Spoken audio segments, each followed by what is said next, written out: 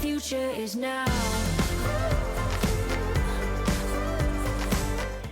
Hi, everyone. Cheryl Cran here, our next episode for NextNow podcast. Here we are. And I want to talk about something that came out of a recent event I was doing. I was in Indian Wells, California, speaking for a major energy group. And I did a keynote on, leading the hybrid workplace, the future is human. And then followed that up. I was part of a panel in the afternoon with two other technologists within the organization. And we were talking about people first technology. What does that really mean? What does it mean for business? And so it was a really dynamic day talking about future is human, leadership, future of all things. What does it mean? The future of society. What does future of human mean? So it was very, of course, fascinating and lots of interaction and questions from people attending both those sessions. At the panel session, it was fascinating to me because three people, without hearing the other person ask the question just kept getting repeated, was, how do you maintain culture in a hybrid workplace? Now, the reason I found it fascinating is they didn't hear each other ask it. And so to me, when somebody asks the same question three times, obviously it's an issue.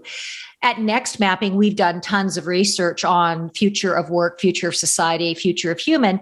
And the culture question comes up a lot in our consulting work, in our coaching work, in these presentations that I do both virtually and in person. And I'm going to be just real straight here because that's how I roll. And those of you that listen to me know that's how I roll. And the truth is, when that question comes up, how do we maintain culture in a hybrid? There's always subterfuge and there's always something else underneath that question. And really, when people are asking it, what they're really asking is, how do we get everybody back into the office so that we can have the culture of the good old days, or we can control culture because everybody's there in person? Now, you may disagree with me. That's cool if you do. But that's what I have found to be the common subterfuge under that question. So, of course, when it got asked, I addressed it and said, we need to reframe that question. So rather than say, how do we maintain culture that we had before in hybrid, the new question, the reframed question needs to be, how do we create a culture where every single worker, leader, team member, everyone within the organization has embodied mission, vision, values, and purpose of the organization, so that no matter where he or she or they work, culture is integrated into what they do every single day.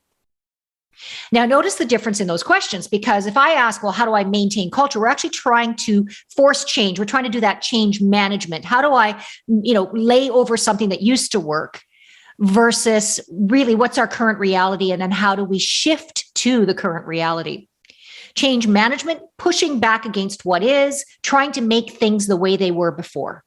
Change leadership, creating new and creative solutions, asking different questions, looking at patterns in order to establish a new way of doing things. So if we go with that question, how do we embed mission, vision, values, purpose in every single worker? That now brings a higher level of responsibility and onus on every single individual within the organization. And dare I say, primarily on the CEO, the C-suite, the executive team. Because in the past, pre-pandemic, when it was an employer's market, leaders and teams could say, well, this is the workplace, this is our in-person culture, this is how you need to fit into that culture. Fast forward to the pandemic, and now we're firmly almost post-pandemic. And what you have is a societal shift that happened so rapidly and systemically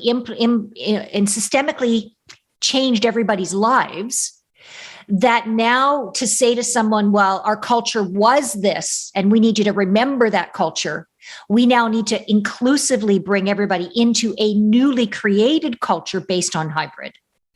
So if that means that your hybrid model is everyone has to be in person in the office 1 day a week or 2 days a week or whatever it is for your organization, it means that we have to now start dialoguing about culture, not as a concept, but as a daily action. Like, what are we doing on a daily basis to really elevate our culture and what it is? I had a client a few months ago in the insurance industry, and pre-pandemic had bought a lot of additional real estate, US-based company. And they had bought a lot of additional real estate. And so they were really concerned about the pandemic because it meant everybody was working virtually. They weren't using the space that they had just invested in. And we're talking major space within 3 major cities in the US. And so a lot of their questions were around protecting that in-office reality. I get it. You know what? Dollars and cents, real estate costs, it's all part of running business. However, what I pointed out to this group of senior leaders is if we're trying to protect an investment as our strategy, we're actually going to ignore people's behaviors versus trying to protect an investment or protect a way of doing things. So their question was, how do we maintain culture in hybrid? Their way of doing hybrid was they do want people back in the office primarily 3 days a week.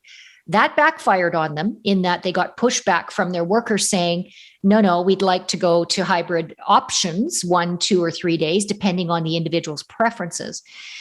So really culture, if we break it down, the definition of culture is groupthink. You know, what does a particular group of people believe? How do they behave? So if we look at that from a higher level psychological impact, we can say, well, for example, in this insurance company, they prided themselves in being a culture that was about creating solutions. So that tenet of culture, creating solutions, transcends location. You don't have to be in office to be good at that. You can be anywhere. So then from there, if we break it down, it's like, oh, wait a second. Have we invested time, training, coaching in helping people be more creative with their solutions? So there's an opportunity to communicate the underlying meanings of what our culture is and to get really clear on the patterns of where is our culture successful in the past? How has it been successful through the pandemic and where we are now? And then how do we get every worker to embody the behaviors that best reflect the culture that we're wanting to recreate as a result of hybrid?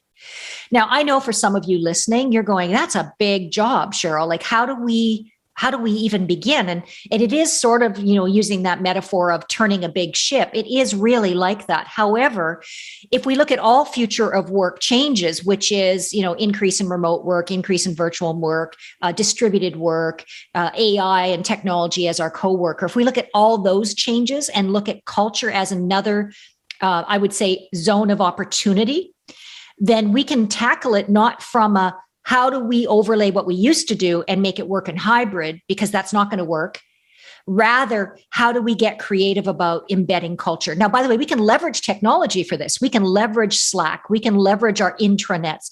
We can leverage the way we deliver training. And for example, today, I just got off a conference call where typical HR within an organization has all the tools, but it's getting people to go and use the tools that is always the roadblock. And the reason for that is people are busy. People have multiple things on the go. They're not going to think to take an extra action to go into a portal to learn something. So an example of embedding culture is you want to have push solutions, not pull solutions. Pull solutions means you're asking me to take an extra action to go in to learn something. A push solution is I'm sending something to your mobile device every day that says, hey, when it comes to culture, think about this, this, this, and this. And that's what we call micro learning. And that's what we call micro moments, which are far more effective in a hybrid environment. And it's a different way of applying learning and applying that embedded culture and mindset change that we want to create for people. So technology can definitely be leveraged for this. And what we find at Next Mapping is we have created micro-learning solutions for organizations to help embed this imperative. So the thing about culture is it's not something you snap your fingers and you say, okay, we've embedded a cultural mindset into hybrid. No. It's part of your overall leadership development, upskilling, reskilling, helping your workers to understand what culture means for your organization. And so really looking at it through the lens of personal responsibility and adding it to that for your workers, but not in a way that's burdensome or adding more work to them. It becomes an organic part of how we're delivering micro moments, and culture is part of that micro moment opportunity. So circling back to this event where I was on the panel and the question came up, it was fascinating to see people's responses to my response because all of a sudden you had them going, oh, Well, I thought it was easier than that. I thought I could just, you'd give me a magic answer that would say, well, you can just take everything you did here in person with culture and you can overlay it onto hybrid. The truth is, if you look at the patterns of what worked in culture pre-pandemic, and then look at the patterns of what's working within the virtual when we all had to go virtual throughout the pandemic, and then look at, okay, what does our hybrid culture going to look like moving forward? And then how do we embed that individual connection to culture? That's the biggest opportunity with this question. By the end of it, the three people who asked the question came up to me afterwards and they said, you know what, as you were saying it, it made perfect sense. And the reason I reacted, this was their response. The reason I reacted the way I did is it sounds like a lot of work. The truth is it is. So with hybrid, it's all about how do we leverage and engage everyone versus making it something that one or two people do or talk about. Because it's in leveraging everyone that we're going to win at the future of work, because that is that collaboration component. So if your culture is about collaboration, we are in the zone now in 2022 and beyond, where true collaboration is distributed power throughout the organization. And distributed power means distributed knowledge, distributed responsibility, distributed engagement. So I hope with this podcast, I've given you something to think about when it comes to culture. And rather than ask the question, how do we transfer the culture that we had in office pre-pandemic to a hybrid workplace? The new question is, how do we embed the mission, vision, values, the purpose of our organization into the minds of every single one of our workers as a daily reminder so that it is being exhibited, culture becomes innate in their daily behaviors. Something to think about. Thanks for being here for the NextNow episode. Wishing you all the best. And if you have any questions or want to interact on these topics, please social media, LinkedIn, Twitter, Instagram, or email me directly, Cheryl@nextmapping.com. See you and talk to you soon.